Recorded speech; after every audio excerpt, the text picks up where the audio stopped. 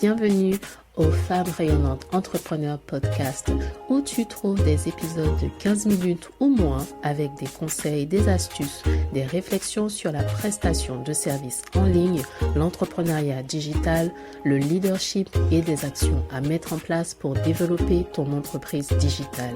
Ici, c'est Work Hard, Play Hard. On bosse dur et on s'amuse, on se détend aussi.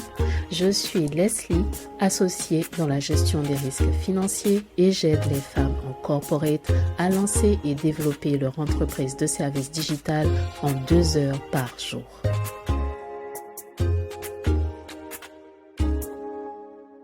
Hello rayonnante, bienvenue pour ce tout premier épisode de 2025 et avant tout, je veux te souhaiter une très bonne année 2025. J'espère qu'elle a commencé très bien pour toi avec énergie et détermination pour tes objectifs. Pour ma part, je l'ai commencé en douceur avec des moments pour moi et mes proches. C'est un début d'année en voyage, une pause, des vacances pour me recharger les batteries et je reviens aujourd'hui en pleine forme avec des idées claires, un état d'esprit aligné avec mes objectifs et justement, je voudrais te transmettre un petit peu de ça aujourd'hui. D'ailleurs, j'y pense. Pendant mes vacances, j'ai lu un article qui parlait du fait que beaucoup de personnes en ont assez, mais ils en ont juste marre de se fixer des objectifs de ouf, de folie, début janvier, qui ne seront pas forcément tenus et du coup qui vont se sentir coupables en n'y arrivant pas d'ici février-mars. Et la nouvelle tendance serait de ne pas se lancer dans une course effrénée dès le début de l'année, dans une course à la réalisation d'objectifs ultra élevés, mais plutôt de prendre le temps de se recentrer, de se poser les bonnes questions et de prendre du temps pour soi. C'est exactement ce que j'ai ressenti en partant en voyage. Au lieu de plonger tête baissée dans une liste de choses à faire, à dépenser de l'énergie à tort et à travers pour pousser des objectifs de folie dès le premier trimestre, j'ai plutôt commencé par une pause bien méritée et très bénéfique parce que je reviens au top. Et je ne saurais que te recommander de ne pas trop en faire, de ne pas trop te charger par des tonnes et des tonnes de choses à faire, des tonnes d'objectifs qui ne sont pas forcément alignés les uns avec les autres, mais plutôt de choisir avec soin ce que tu veux vraiment réaliser. De choisir avec soin pour ne pas te disperser et te concentrer au mieux. Et concentrer au mieux tes efforts surtout, ce qui permet d'éviter l'épuisement et ce qui est beaucoup plus pratique si tu es quelqu'un de très actif, qui a plusieurs ambitions, plusieurs projets, plusieurs choses que tu aimerais réaliser. Si c'est un side business que tu as ou un business avec un autre, plusieurs activités, l'idée c'est de pouvoir concentrer tes efforts au mieux pour ne pas t'épuiser. Bien, une fois que tu laisses tomber la pression inutile du début d'année, la chose qui devrait vraiment te préoccuper maintenant, c'est ton mindset, c'est ton état d'esprit. Voilà une vérité simple, tes ambitions peuvent être grandes, elles peuvent être grandioses, elles peuvent être spectaculaires, mais sans le bon mindset, sans l'état d'esprit aligné, ça restera que des idées.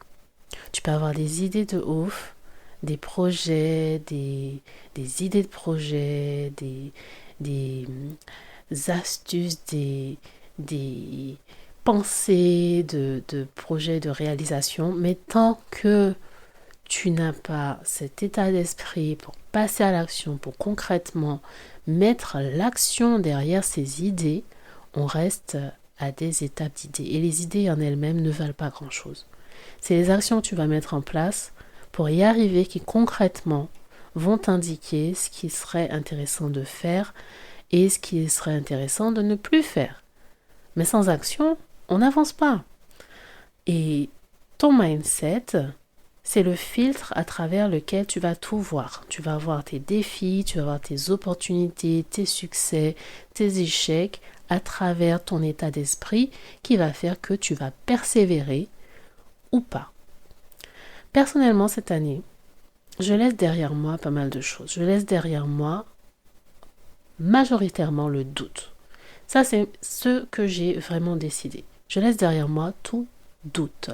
Il n'y a plus de place pour le doute en 2025. J'ai confiance en moi, j'ai confiance en mes capacités, j'ai déjà eu plusieurs validations de tous mes concepts, alors je choisis de cultiver mes idées, de cultiver ma créativité, de mettre en place des actions qu'il faut et de faire les choses à ma façon. Cette année, je veux vraiment faire les choses à ma façon et uniquement à ma façon selon mes méthodes. Bon, ça parle pour moi parce que j'ai développé certaines méthodes pour les différents services que je propose. Et l'idée, ça va être de me concentrer là-dessus. Et ma question pour toi aujourd'hui, c'est et toi? Et toi, cette année, qu'est-ce que tu vas laisser derrière toi? Et toi, cette année, qu'est-ce que tu vas mettre plus en avant? Sur quoi tu veux te concentrer vraiment? Alors, mon défi, aujourd'hui, c'est qu'en m'écoutant aujourd'hui, j'aimerais que tu prennes un moment pour réfléchir à 3 choses.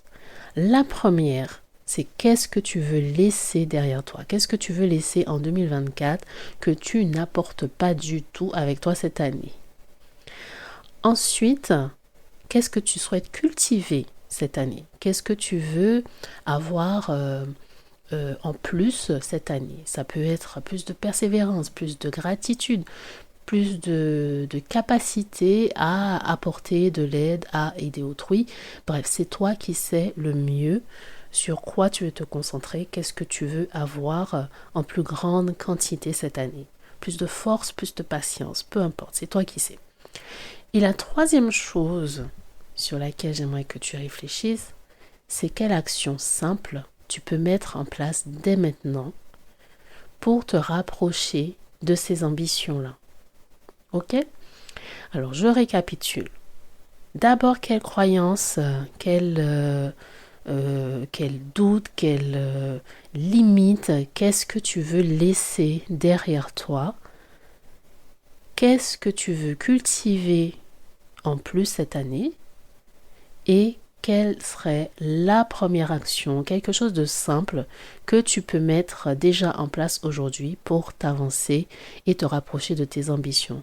Franchement, ça peut être quelque chose de très très simple, comme te bloquer 30 minutes, t'accorder 1 heure de plus, ou 1 heure par jour, ou 30 minutes par jour pour bosser sur ton projet, pour mettre en place une action, juste une, pour développer tes activités. Ça peut être d'écouter un podcast comme celui d'aujourd'hui pour te remettre dans le bon état d'esprit, te motiver, te permettre de cultiver cette détermination et de te rendre compte que tu n'as pas besoin de faire des efforts colossaux, mais simplement de mettre un pas après l'autre pour avancer dans la direction qui t'inspire. Une chose primordiale à garder en tête aujourd'hui, c'est que cultiver le bon mindset, c'est possible et c'est accessible. C'est même très simple à réaliser. Tu n'as pas besoin de mettre en place des actions de dingue.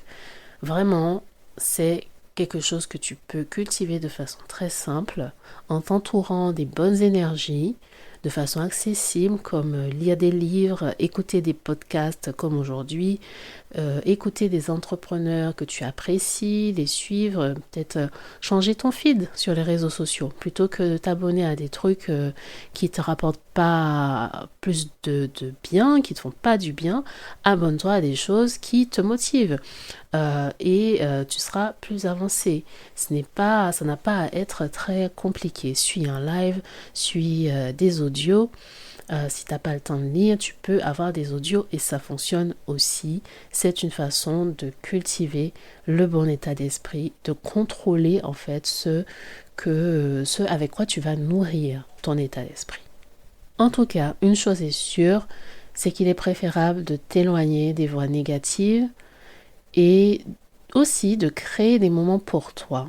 Que ce soit 5 minutes pour méditer, 5 minutes de marche ou tout simplement prendre un petit thé au calme, ces moments te permettent de souffler et de te reconnecter à tes ambitions, à ton pourquoi, à ce qui est important pour toi lorsque tu sens que les choses sont un peu trop lourdes sur ton agenda, que tu as l'impression d'être un peu partout. Prends ce petit moment pour toi, c'est ultra important. Et notre prochain rendez-vous pour t'aider à aligner ton mindset avec tes objectifs, pour parler de planification et de stratégie pour 2025. Cette fameuse masterclass que j'ai dû reporter parce que je n'étais pas au top de ma forme, eh bien, elle arrive samedi 11 janvier à 11h. Sois prête, je le suis et ça va être génial. Je t'en dis pas plus, il est temps de rayonner. Je te souhaite une excellente semaine avec de nouveaux objectifs, je l'espère, une détermination de fer, d'acier, de titane. Et c'est tout ce que je te souhaite aujourd'hui. N'oublie pas mon petit défi aujourd'hui. Qu'est-ce que tu laisses derrière toi? Qu'est-ce que tu cultives en plus cette année?